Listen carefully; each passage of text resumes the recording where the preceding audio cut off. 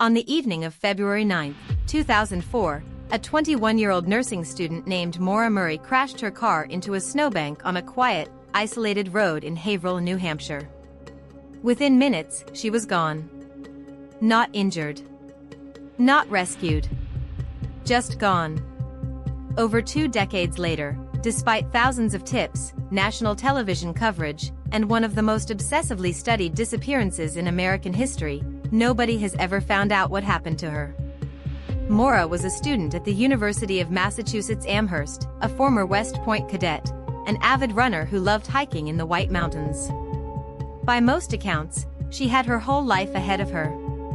But in the days before she vanished, her behavior became strange in ways her family and friends could only make sense of afterward. 2 days before she disappeared, while working her campus security job, she took a phone call that left her in tears. She wouldn't explain why, only saying it was about her sister. The next night, she borrowed her father's car and crashed it into a guardrail, causing thousands of dollars in damage. Then, on the afternoon of February 9th, she emailed her professors and her work supervisor, telling them she needed to leave for a week because of a death in the family. No one in her family had died. It was a lie, and to this day, no one knows why she told it. That same afternoon, she withdrew nearly $300 from her bank account, bought a substantial amount of alcohol from a nearby liquor store, packed her car, and drove north, away from campus, away from her boyfriend, away from everyone who knew her, toward the White Mountains of New Hampshire, a place her family used to visit together. At 7:27 in the evening, a resident near Route 112 in Haverhill heard a crash outside. Maura's car had spun off the road and into a snowbank. A local school bus driver named Butch Atwood happened to be driving home at that exact moment. He stopped to check on her. She seemed shaken, but unhurt. When he offered to call for help, she told him not to bother. She said she'd already called for roadside assistance. Atwood drove home and, out of caution, called the police anyway. It took police only about 10 minutes to arrive at the scene. Maura was gone. Her car was still there, damaged, airbags deployed, a cracked windshield. Her belongings were still inside, her textbooks, her running gear, printed directions to a rental property in Burlington, Vermont, and the alcohol she bought earlier that day, some of it missing from the bottle. But there was no trace of Maura herself. No footprints leading a way that anyone could follow. No blood. Nothing. And critically, she had never actually called for roadside assistance. The phone call she claimed to have made was never placed.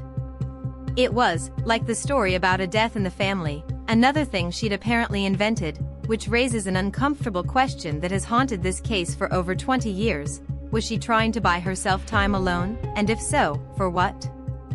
The search that followed became one of the largest in New Hampshire's history. Cadaver dogs combed the woods along Route 112. State police, volunteers, and eventually the FBI joined the effort. They found nothing, not a body, not a piece of clothing, not a single confirmed trace of where she went after stepping away from that crashed car. Investigators and amateur sleuths have spent 2 decades chasing 3 main theories. The first is that Maura accepted a ride from someone, willingly or not, in the minutes after the crash, before police arrived. A private investigator hired by her family later concluded this was the most likely explanation, suggesting she may have gotten into a car with someone she didn't know, possibly someone dangerous. The second theory is that she wandered off into the woods on her own, disoriented, possibly intoxicated, and succumbed to hypothermia in the freezing New Hampshire winter, though extensive searches never turned up any remains to support this. The third, and the most controversial, is that Maura planned her own disappearance.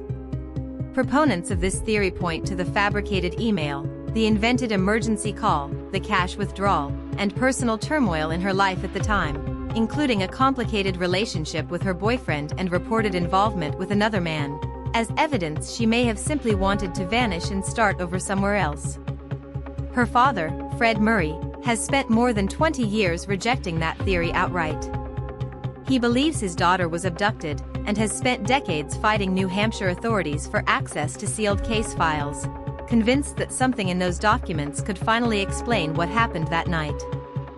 A private investigator the family hired years later dug even deeper into the abduction theory, tracing a possible connection to a reclusive drifter who was known to be in the area at the time, with a documented history of alleged domestic violence and a pattern of approaching women whose cars had broken down. Investigators were told he charmed his way into helping stranded women before turning controlling and, in at least one case, allegedly violent. Whether he had anything to do with Maura's disappearance has never been confirmed, and authorities have declined to comment publicly, citing the integrity of an investigation that, decades later, is technically still open. The case exploded into the national spotlight after being featured on America's Most Wanted, generating a flood of tips from across the country. Despite that surge of public attention, not one of those leads ever produced a confirmed sighting of Maura.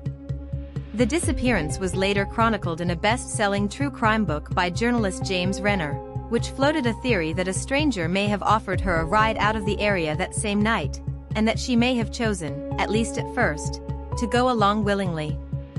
Maura's sister, Julie, has spent years working to keep the case in the public eye, even as their father has criticized what he calls a slow and dismissive initial police response. The family has pushed, unsuccessfully so far, for a historical marker to be placed near the crash site, and has publicly asked the true crime community to keep the focus on finding Maura rather than on true crime tourism at the scene of her disappearance. Over the years, the case has drawn national attention, inspiring a best-selling true crime book, a docuseries, and an endless stream of podcasts and online investigations. Occasional developments still surface even now: bone fragments found near hiking trails, renewed searches using modern forensic techniques, but every lead so far has led nowhere.